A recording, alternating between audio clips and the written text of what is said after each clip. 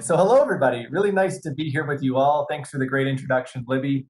I'm actually here in Mexico right now. It's 8 or 9 p.m. I don't even know right now, just visiting my wife's family. But typically I'm based in Canada. This is not my normal office. My beautiful art is a picture of an owl. That's all I got. But it's been a nice place to work for a week or two. But again, as Libby said, it's a real pleasure to speak here with you all.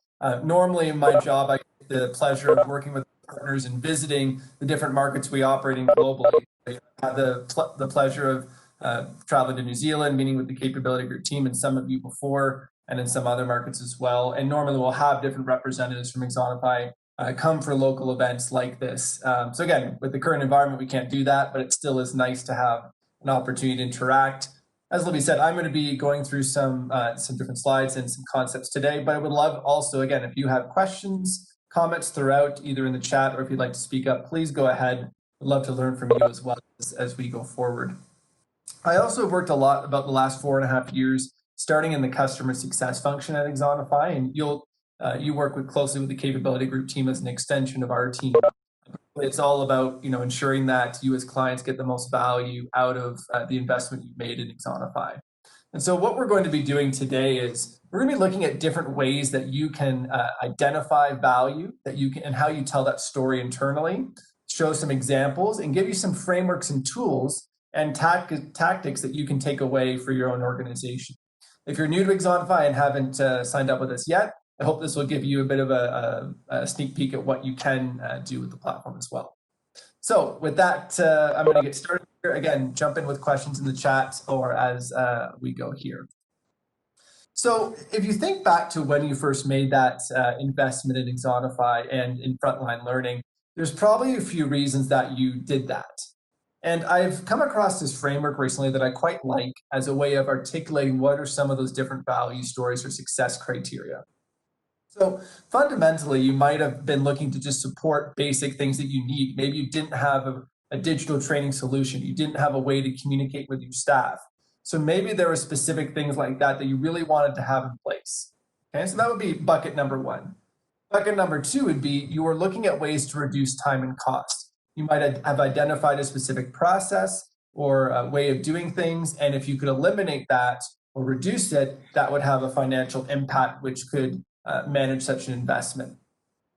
You might have a specific organizational initiative, something that you were trying to achieve as an organization, maybe a metric you were focused on or a specific initiative. And those might have been connected to a larger strategic or transformational agenda from your C-suite. Okay, so think back to when you first bought Axonify and where do some of those things fit in there? I'll show some examples here in a framework. So, and this is what I'm going to give you as a takeaway document that you could fill out yourself. But just again, if you think about each of these categories, what are some that might be appropriate for you? So in this first category, again, if you think about supporting the fundamentals, you need to ensure that compliance requirements are met. That's a basic fundamental thing that you need to do. You might need to ensure that you're able to communicate out with staff quickly when you need to. You might need to ensure that employees can access job aids. That might be another one. If we think of reduced time and cost, maybe you were looking at ways to reduce time off floor spent on training. Maybe if you're a retail environment or a call center environment, when people are training, they're not at their desk doing their job or on the floor doing their job, and therefore that's more costly. So if you can reduce that, clear financial impact. You might also be looking at onboarding time and ways to reduce that and get people into their roles and up to proficiency quicker. Or you'd be looking at something like, if you were to be developing all your content yourself and then, working with a content marketplace, you could save some money doing that. So those are some of the more fundamental areas that you might be looking at. And then if you get to these bigger initiatives, this is where, the business tends to come in even more.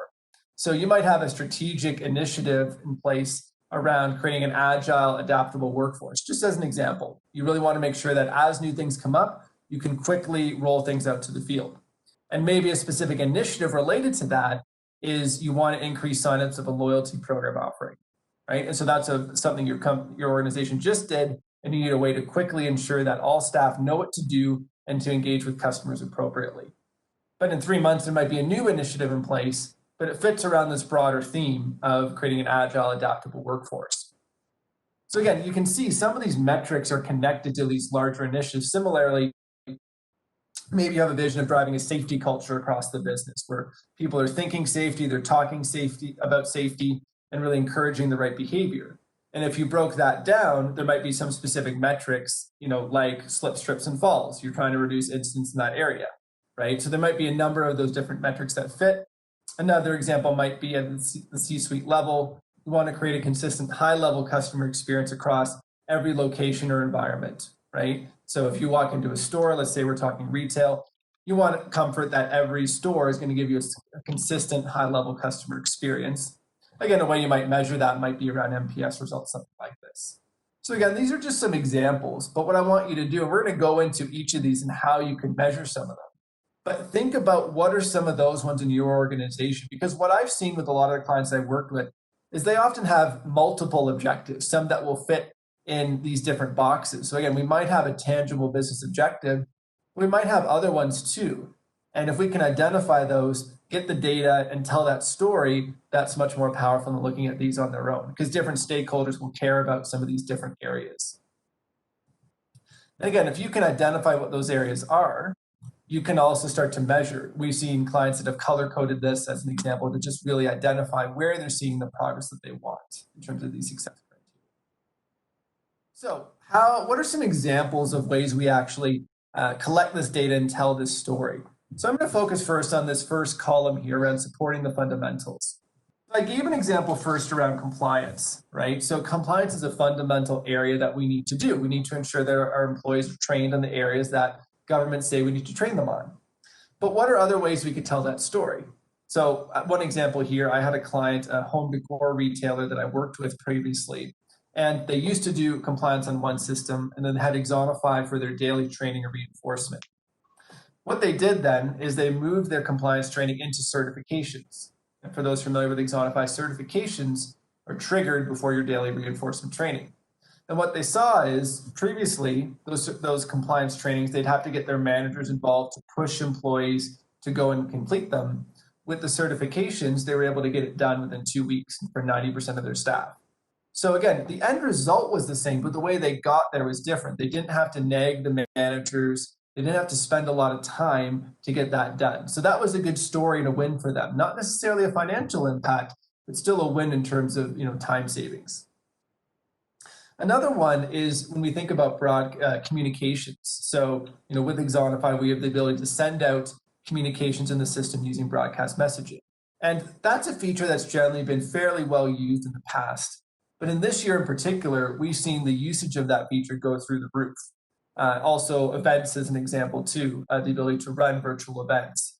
And so when you can go to your business and talk about getting additional value from an investment you've already made, that can also be a win. And so we've seen organizations position the amount of communication that they've been able to send out, often to staff that maybe don't have access to email. It depends on what your environment you're in, but if they don't have access to email, that can be a great way to do that. So that's a story you can tell as well to show how quickly people are receiving messages, how many people are reading them. That's another way to show value.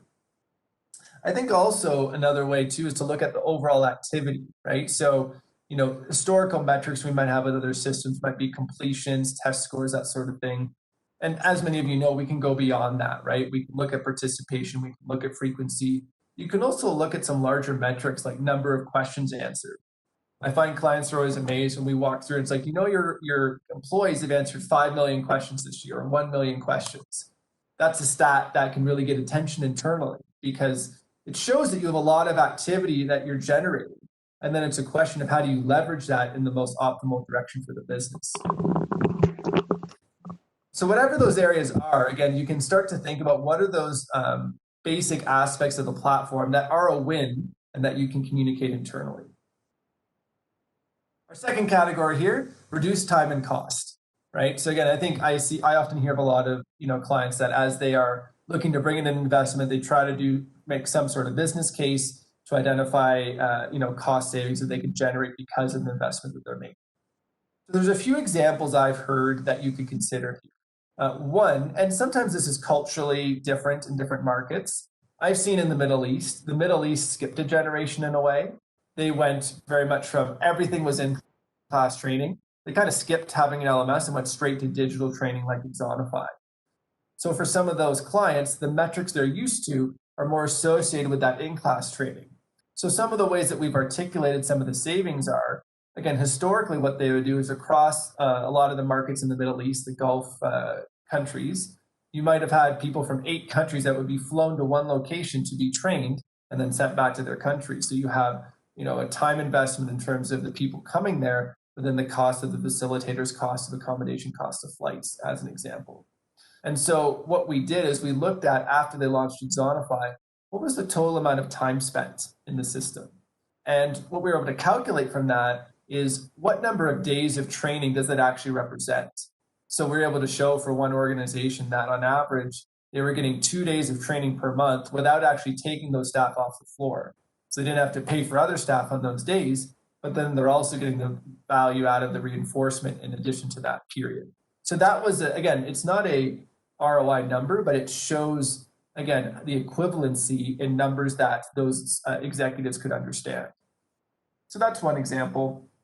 Another one that I quite like is one that I was involved in Canada with the Toys R Us, which some of you might be familiar with. It's still in business in Canada and in some other markets. I know the US, they had their bankruptcy proceedings, but in Canada, very healthy business. And we've been active with them. They're one of our first customers, I think our third customer, in fact. And I went to visit one of their stores probably 3 years ago. And we sat down with one of the store managers just to get a sense of what their day-to-day was like, some of their questions, concerns, ideas. And he told me about a process. And that process was what they call an annual retrain. And basically what it meant was they had to bring all of their staff once per year for 3 hours off of the floor and sit down and complete an 80-page document that basically certified them in a lot of their compliance initiatives. And as you can imagine, the staff didn't like that. The managers didn't like that. They would try to bring pizza and other things in order for people to want to participate. But ultimately, it was something that they didn't really enjoy, right? So we started looking at it, and we actually got that document, and we partnered together with them, and we're able to find a way to reduce that from 3 hours to 1 hour and reduce the paper as well. So, in that example, if you were able to find a process like that you could create more efficient, you could take the cost savings of those hours that people didn't have to come off the floor. And again, even if you have something more minor like paper, well, 70 pages times a few thousand staff, that adds up as well in terms of the printing and also the time it takes for someone to print that and distribute it. So anytime you can find some tangible numbers there and work on that, that can be a win. Another one that we've seen is onboarding time. So depending on your environment, call centers, we see this as a big one because, if you call into a call center, typically you could have a number of different questions, and the person on the end of your phone, you ideally want to have the answer. And if they have to transfer you, that frustrates you. So what we saw with one of our clients in the UK was that they had a very long induction process, all in class. It took, I believe, over a month for them to go through it. And what would happen is there are more common products or services that people would call in about. But sometimes as well, there might be a product or service that was not as common. And they might have covered it, let's say, on day 14 of onboarding. But then what happens on day 41 when someone calls in and the person has had no repeated exposure to that lesser used product or service? What happens is they have to transfer them to another person, which impacts a lot of the metrics. You have a longer call handle time. You have a higher transfer rate.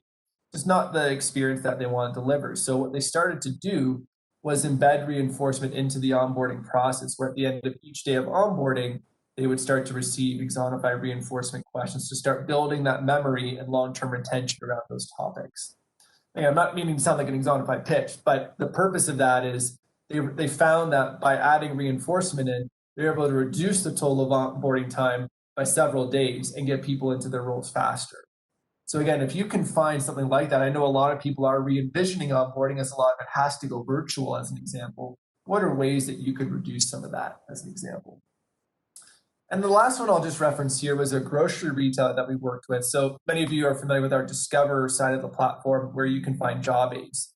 And so what they actually did in an innovative way to look at some of these costs is in their environment, the job aids were held in books, physical books in a store in the back room.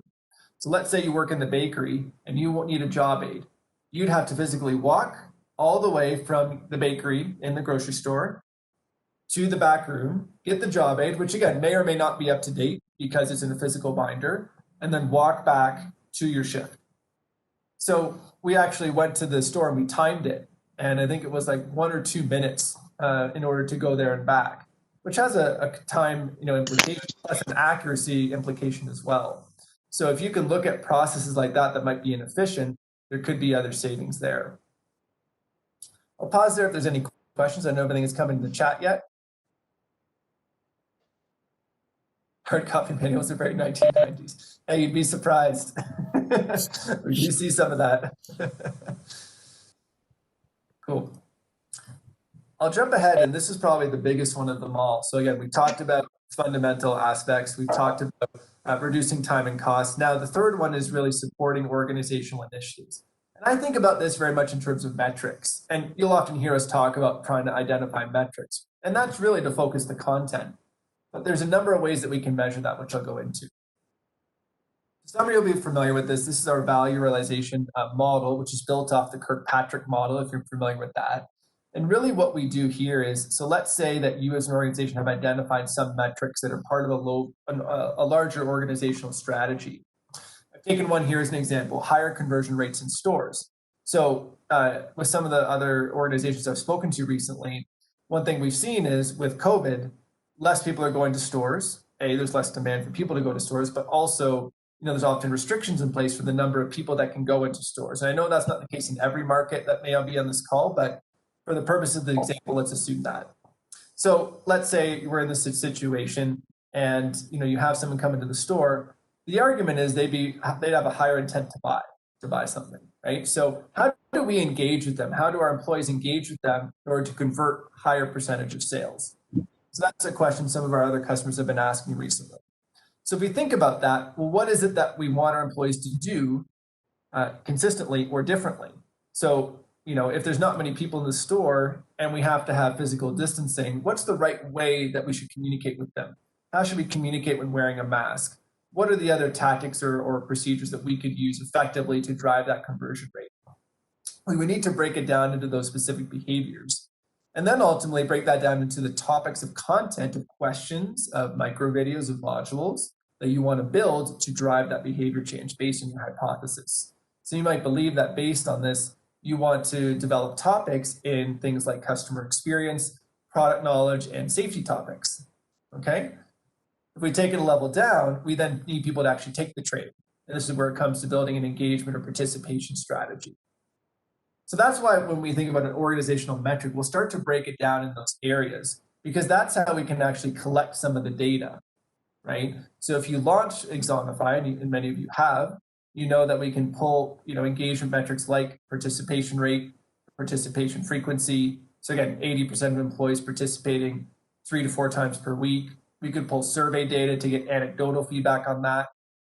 And once we get people answering those questions, we start to get the data around the knowledge piece. So we'll know, the baseline knowledge, the initial knowledge people have when they take a topic, their knowledge improvement or growth over time as they start to answer those questions repeatedly through reinforcement, and then ultimately their current knowledge level, where they end up or where they are right now in those specific areas that you put topics out on. Assuming our hypothesis is correct and these are the correct topics, that's when I'm going to start to see behavior change. Now, how do you measure behavior change? There's a few different ways. There is a behavioral observation tool in their platform, in our platform, which, although it's becoming more used in other markets, isn't so widely used in our APAC clients from what I've seen. But it is a way that you can have managers go in and actually observe employees and mark those observations to give behavioral scores. But alternatively, you might have a different way you do that. Maybe you have a mystery shopper program where someone goes into the store and observes someone in action, like pretending that they're a customer. We see this in call centers a lot, where someone maybe observing someone, a recording of a call and giving them a quality score. You might have in a distribution center, a manufacturing facility, someone observing staff to make sure they're safe and having a behavioral score based on that. But sometimes it's anecdotal as well. It might be what you're seeing as you go to stores or to locations or whatever your environment is. And ultimately then, do those rates go up? That's the question. But based on that, you might be thinking, okay, well, how do we know how much of that is from training or from Axonify? So I'm going to go into a few examples now specifically on this. And this is where I'm going to spend a bulk of the time on just how do we actually do that. So this one picture here. So one of the ways that you can do this is a before or after comparison. And this would be most appropriate right when you launch Axonify, because you're going to be able to look at, well, what were my conversion rates before I launched this training and what were they after? Now, where is this good? Well, again, it's something you can do when you first launch because you do have that before period. Once you have launched for a while, you can't really do that. The challenge as well is, if there might be other factors at play, right? So if there's a lot of variables changing, it's hard necessarily to take full credit, but you could take partial credit. One thing that I saw is I worked with Rogers, one of the 3 large telcos in Canada. And one thing that they did is they were launching a program called IM Service. It was for their call centers, for their B2B clients. And specifically what they were trying to do was focus everyone's behavior on IM Service. I'm representing a service mentality with clients. And so they had a number of in-person trainings, they had coaching interactions, and they had Axonify. And what they saw was after they did all of those things, their NPS scores went up 9%. Okay, which was great. Now, Axonify was a contributing factor to that, but they themselves said, we think this had an impact on that area. So again, it's one way you can tell a story at a high level. It works best when you just launched because you, again, don't really have a comparison. You do have a comparison point in terms of what was done before. So that would be the first way. The second way is where we get into correlations. So what your customer success manager may call a business value analysis is really a process that we developed a few years ago to really take some of your data and merge it with our data and see what correlations or patterns exist, right? So we might look at, let's say, your retail environment. We might look at your top stores versus your bottom stores in terms of their Axonify participation and then see what their sales look like. Or we might do that on an individual basis. And we do that in partnership with the client. So a few examples here. This is one I actually did a few years ago, was with a telecom retailer in South Africa. And what we looked at specifically here is we looked at the top 10 stores versus the bottom 10 stores, and we looked at the total number of questions that they answered. Okay, so we were looking at, and that would include both your daily training sessions, it would also include your extra training sessions. And what we saw was the bottom 10% had 79% quota achievements for what they were trying to achieve, and the top 10 had 103%. I anonymized some of these numbers here. I didn't want to share any revenue numbers, but those were also positive as well. Now, what I like about this analysis is it's easy to get a data point that is easily interpreted internally, okay? So here, as you can see, I could show this part here. The main difference is your top 10 stores have 24% higher quota achievement than your bottom stores. And we actually showed this to the chief operating officer of this business, and they really liked this, and they were, this helped them push for even more participation across the business because they could see that, look, training equals higher results. A few other examples here. Oh, actually, this is from the same analysis. So this also looks at that profile of stores.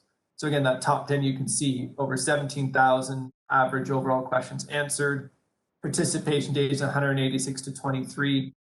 Current knowledge level, so how much do they know at the current point in time that we did this, 90% versus 75%, and also a higher confidence level. So again, when users answer questions, we're getting a confidence score between 0, 5, and 10.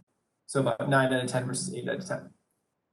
But this kind of passes the sniff test too, because if you told me, well, if my staff know 90% of the things they need to know and they're highly confident, they're likely to sell more than the ones that know 75% of the material and are a bit less confident. So this helped us tell the story as well. There's a way that you can do that. So again, if you're interested, you can always partner with your customer success manager to run through this. We have a number of templates that we use to partner with you on that. A few other ones I've seen. This is one from I have 2 here from a bank in the Middle East, and we were looking specifically at rejection rate. So this would be, I'm a bank teller. I work with a client to set up a new account. And as I intake all their information, if I make a mistake, that means the account is not set up properly. There needs to be more work done. And maybe, let's say the individual needed a loan and they don't get that loan in time, they may go to another financial institution. So the financial impact is quite large. So in this case, this bank had a very strong focus. They were looking at a number of other initiatives outside of Axonify too. But again, what we saw is we looked at a group of users logging in about 22 days a month versus those logging in 13 days a month. And again, what we saw is much more participation. Again, 99% current knowledge versus 84. And again, both groups improved, but this group improved by 53% versus 24%. So this was quite good for that group. We did another one again for credit card limit increases, rejection rates, very similar analysis against 63 versus 37. So again, as I said, this has a good advantage of being able to clearly present an easy number to understand. One other one I have here, which is from a major global retailer. Again, this was done by the organization that looked at the teams with the least participation days, the average, and the teams with the most participation days. And they're looking at average value of transaction, units per transaction, conversion rates, and sales. Again, I've anonymized the sales ones, but all of them were, again, positive here. Now, you may be asking, this looks great. Where does this not good? Where this doesn't work is if you have really good participation across the board. And that's a good problem. That means your users are all actively engaged, but it's not going to show meaningful differences if every store or individual you go to has a very similar level of engagement, right? And that ultimately is a good problem you want to have. It just means this analysis may not be as effective. This can be really good, especially early on. If you have different pockets of participation, you're trying to show some of that impact to get further buy-in internally as well. So we've looked at before and after. We've looked at a correlation or a business value analysis. Now we have our third one, which is big data. Yay. Now this is an area that is definitely a newer area for a lot of people. And it's an area that traditional platforms have not really been able to address, because if all you have is test scores and completion data, you don't have big data you can work with from a learning perspective. So because we have a lot, very high levels of participation across our client base, this is something that we got into a few years ago, and something I'll just take you through, I would say a high level version in the next 20 minutes or so. One example I like to use here, because these terms are, again, some of us might be very familiar with them, some of us might be less familiar with them. So if we think about the difference between machine learning and artificial intelligence, the way I think about machine learning is what I would think about Google Maps, Waze, or any sort of transport app that you might be using. When I use Google Maps, and I want to, let's say, normally I ride my bike, but I just bought a car. So let's say I'm driving to the mall, and I want to find the best route to the mall. I might put it on Google Maps, and it's going to tell me the best route, maybe with updated traffic conditions. And it's up to me as a user to determine whether I want to take that route. It's giving me a recommendation. And it's pulling that from a lot of data that's being inputted.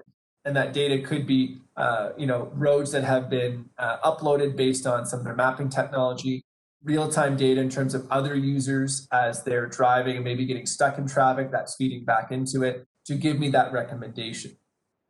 Whereas full artificial intelligence is more like the Tesla, right? A self-driving Tesla. So it's not only getting the recommendation of the best route to go, it's also driving the car for you, okay? So when we think about these terms as it relates to learning, I'll get into some examples, but let's think about ways that we can get recommendations, and also ways that those recommendations can automatically be implemented without us having to make interactions, okay?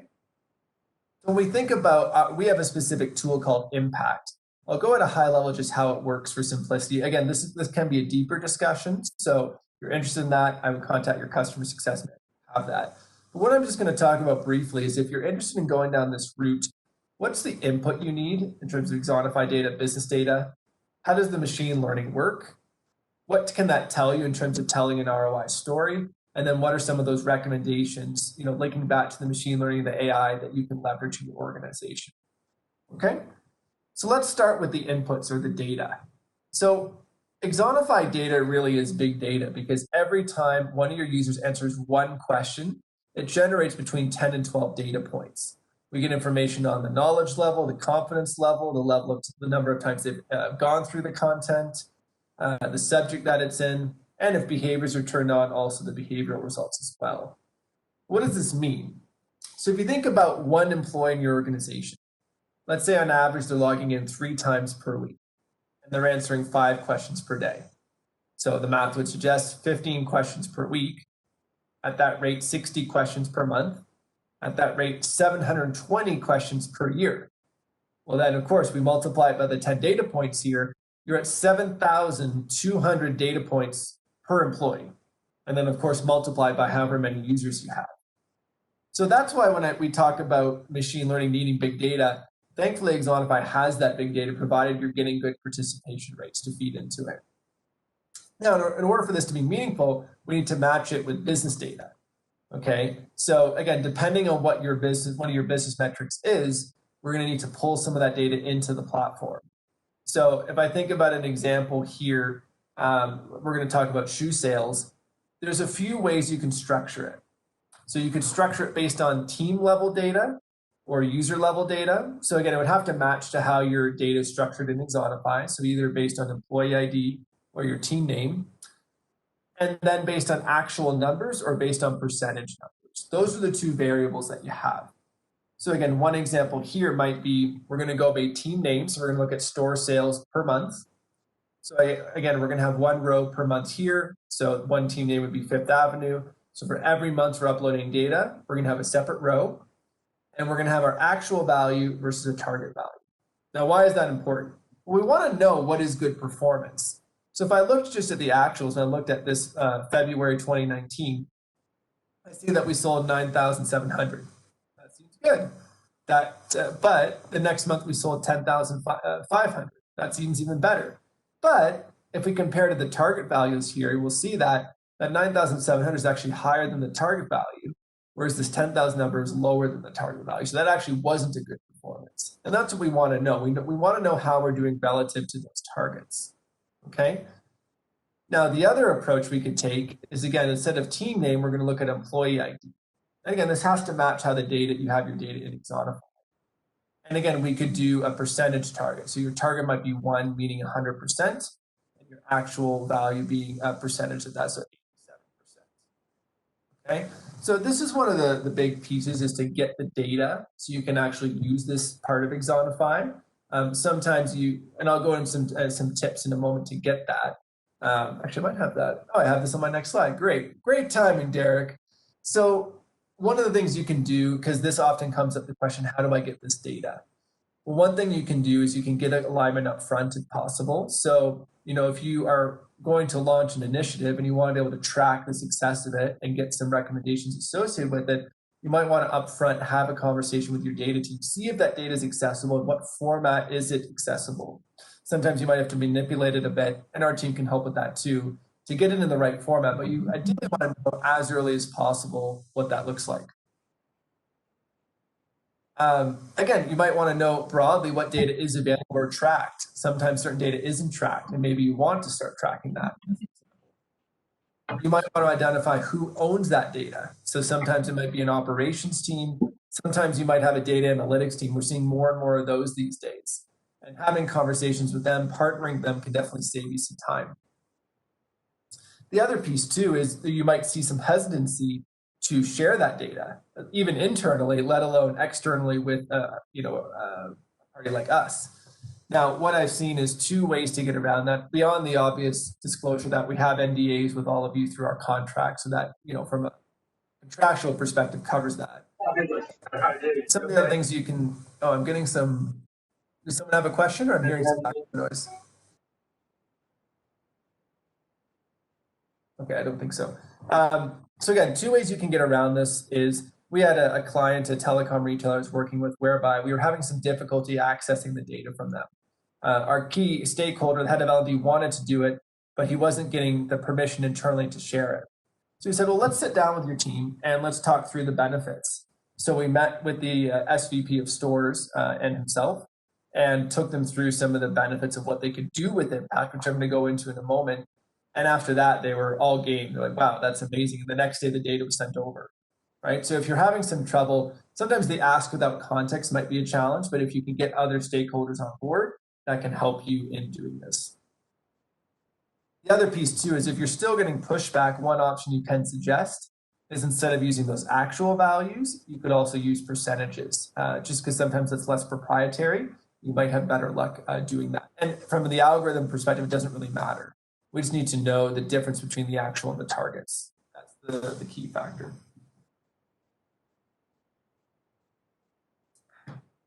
All right, our second piece, machine learning. So we have all this data, yay. So in that impact system, you're going to identify, again, you're going to upload that business data. You're going to identify which Axonify topics you're linking that data to. And then we go into the machine learning, which the system automatically does. So this example, again, pretty high level. I'm not going to go, I won't stop here for questions just because this can take a bit more time, but I just want to illustrate at a high level an example of this. So this, again, this is an illustrative example to give you an idea of how some of these calculations are done. Again, machine learning and AI is definitely a new concept for a lot of us. I know it was for me when I started. So how impact makes predictions, first what needs to happen is we need to train the model. So in order for a model like Google Maps to make predictions, it has to train models on a lot of different data to understand what recommendations it offers. So in this case, what we do because we know the different data sets are different, we actually run all of your data through 31 different models. We can use up to 12 months of actual business data. And again, what we're going to input here in this case would be the actual shoe sales per month, the Axonify learning data, so those topics that are linked to those shoe sales objectives. So maybe you had some sales topics, maybe some product topics, those sort of thing. We wouldn't necessarily link your safety topics because it's not related to this method. And we'd also put in your targets for that. What we're going to do is we're not actually putting all of your data in. So let's say you put January to December, we might hold a month or two of that back. So we're going to use 80, 90% of that test data. And then we're going to test those different models. So we're going to ask them, well, in December, what should we have sold based on what you can see in the learning data? Okay, so we're running all those different models, running all the data through those 31 different models. And then we're seeing how accurate they can actually predict what those results are. And we score them through 12 different criteria. And provided that at least one of them reaches our confidence index, we then choose a model. I say we, the system automatically chooses a model to then use. From that, the model is then able to make some recommendations and give you insight on how your content is connected to those objectives. Okay, so I know that's a lot I went through, but the so what is, when you're inputting this data, some of it's being used to train the model so it can learn from it, as machine learning does. Some of the data is being used to test it, to validate how accurate the models are. And then based on our confidence index and our scoring criteria, one model is being chosen to then make those predictions moving forward, provided, again, if as an example, you were looking at shoe sales and your topics that you were linking were just about safety, there may be no impact then because that topic isn't related to your objective, as an example. Okay? So again, high level, if you want more detail on that, we have some more documentation. We're happy to discuss that a bit further. In the interest of time, I won't go more into it at this point. So the third piece then is the return on investment. So what can this tell you? So this does help address the challenge before around when I mentioned the before and after comparison, in that we don't know what other factors are at play. What the machine learning is able to deduce with all the data that we're putting through it is, what is actually, if you think about your result that you're achieving, let's say shoe sales, what percentage of that is due to the training or the content that you put in Axonify, and what is due to other factors? So the system will actually break that down so you can identify, okay, right now we know for this example piece, 68% we cannot explain. There's no data in the system to explain 68% of the results, which would make sense. If you're talking about shoe sales, I mean, it's not going to account for a pandemic. It's not going to account for seasonal variations. It's not going to account for promotions or competitor information that went out, right? That's not going to be included.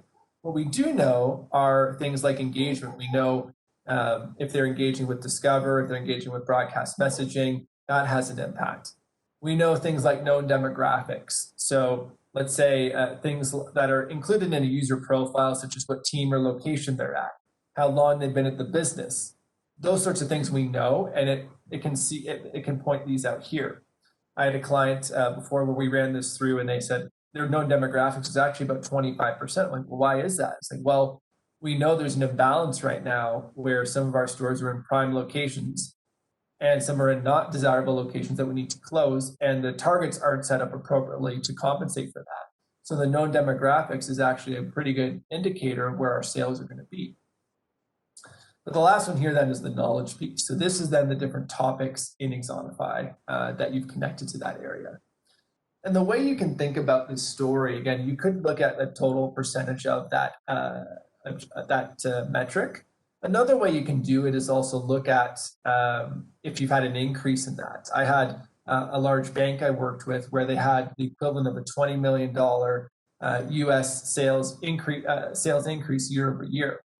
And this knowledge number came in at 30%. And so we sat down with the head of sales, the head of L&D, we went through the data, and what we agreed is, 30% of that 20 million is about $6 million US. And so they were comfortable attributing that internally to the work that they had done with the training program, which was very powerful to have that sort of number that they could use. Now you might ask, okay, how do we actually position this back to the business? It's a lot of new information, right? We just, you might be with you might be like, Derek, what did you just go through? And if that's the case, look, I talked already about that piece. You might want to, give it some practice or work with us if it's an area that's new to you. I know for me, talking about the concepts like machine learning and AI was very new, and I definitely needed to practice at it. So again, if there's any way we can support you in those discussions, we're happy to.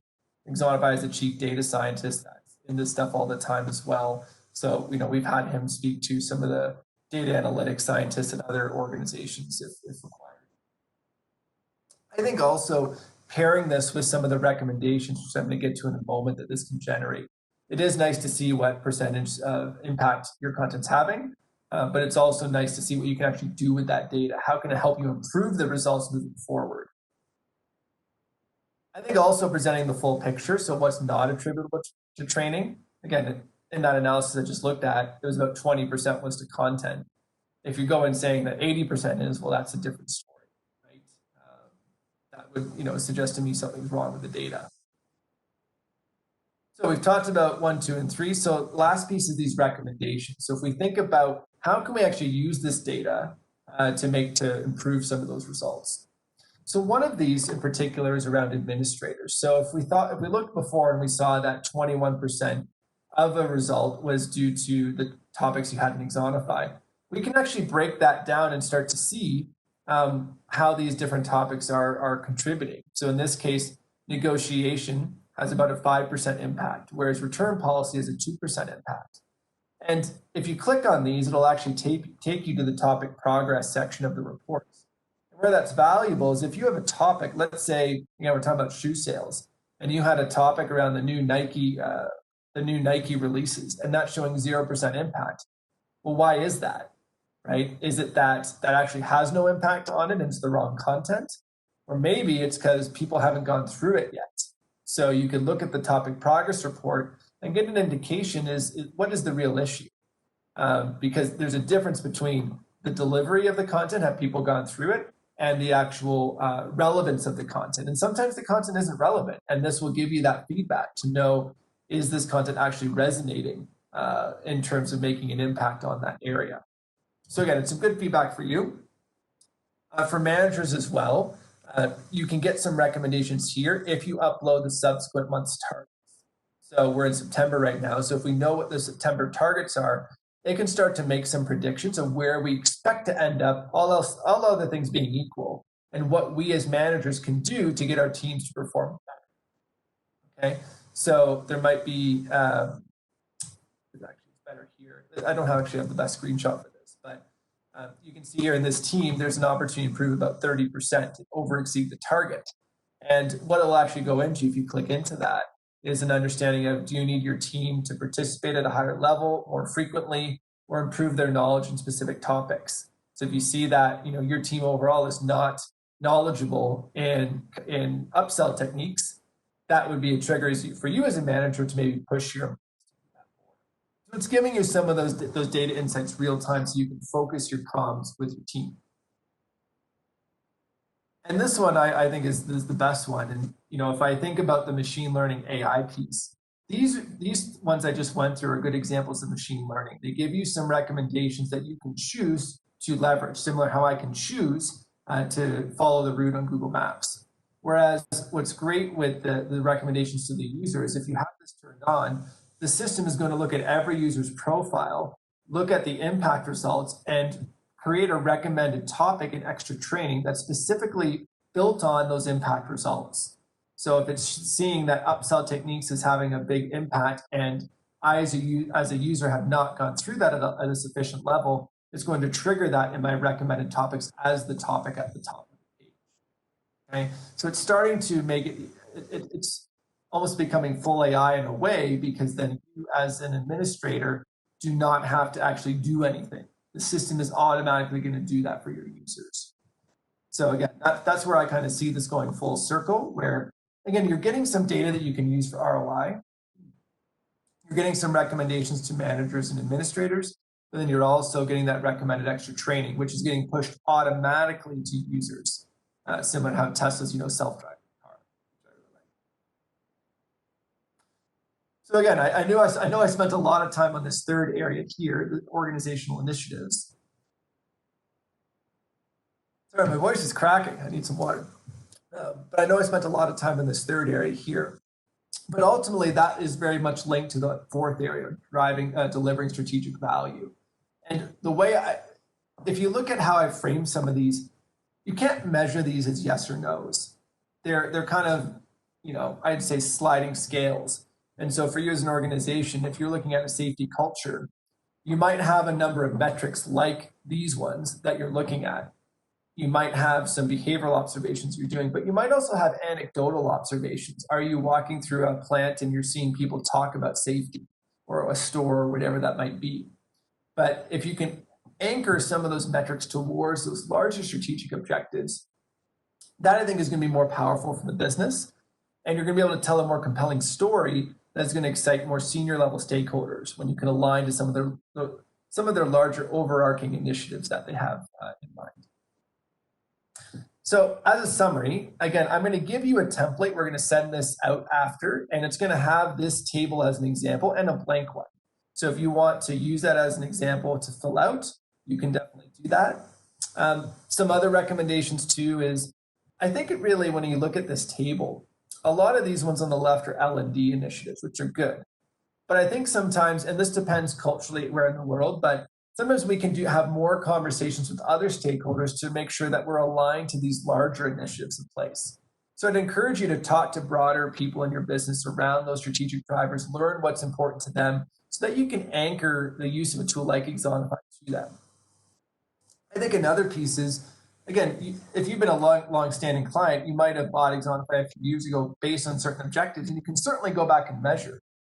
But you also want to look forward and continually reevaluating what those success criteria are that are most important moving forward, I think is also really key, because if you have a high level of activity, I talked about the millions of questions answered, you want to make sure that that's focused on the most important objectives for your business. And the last one, as I said before, is partner with your data teams early on. I think that's a new conversation for many of us, but if you do have those people in your organization, show them what you're trying to achieve, get an understanding of what's available. And if you can get their support, that will definitely make a lot of your work easier. So with that, I know we didn't stop. There wasn't any questions throughout, but I'm happy to take questions now. I hope that was helpful, or had give you some ideas that you can take away. Again, we're going to send that checklist as an output of this presentation that you can use as a document for your organization.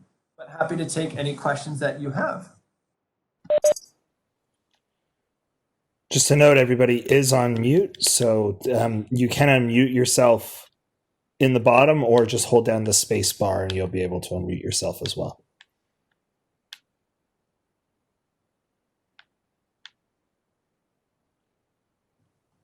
Hey Derek, it's Sadan speaking here. I'll kick us off with a question.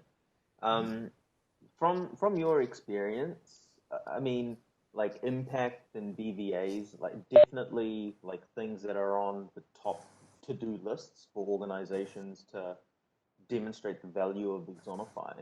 From your experience, what are some of the challenges that some of these organizations may encounter when it comes to actually executing on like a BVA or an impact analysis.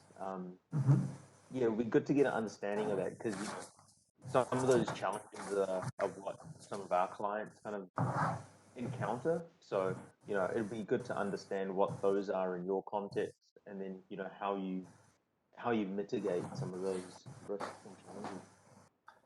Yeah, it's a good question, Sudan. And again, it might be different in some of these markets. I would say again, one of the first ones is the identifying those metrics and can you get access to the data.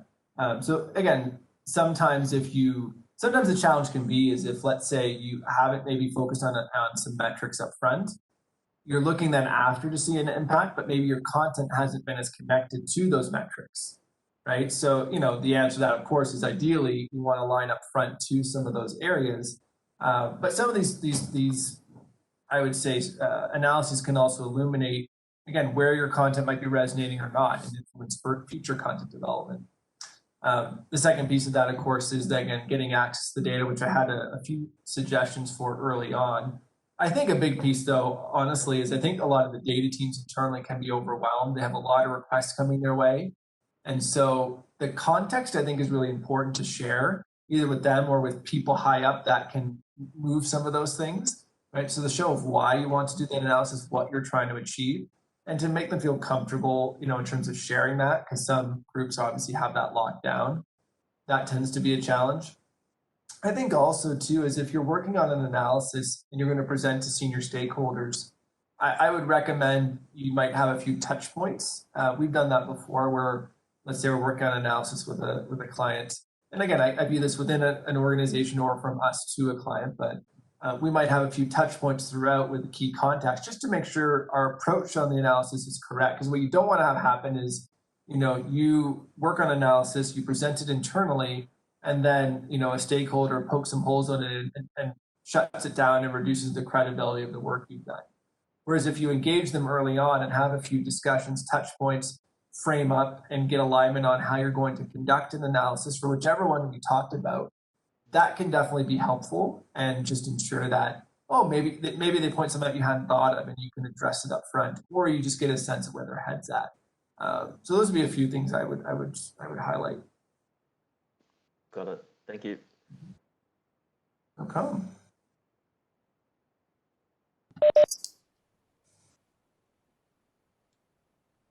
Not all at once, guys. Other questions?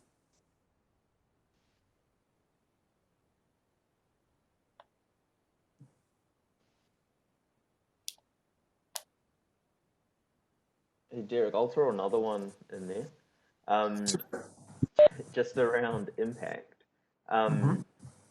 With impact, you can upload the data into Axonify, and it models based on 90% of the data that you've put in and predicts the last 10%. So it gives you that kind of predictive analysis and modeling.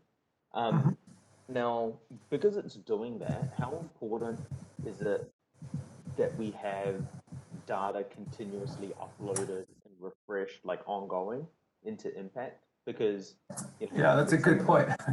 In some of the deployments that we've done, that's been a challenge, is getting that data, like getting access to the data alone is quite difficult, but getting that regularly and maintained over the long term is like another challenge that we've been getting. Yeah. And I just wanted to, get your thoughts around that.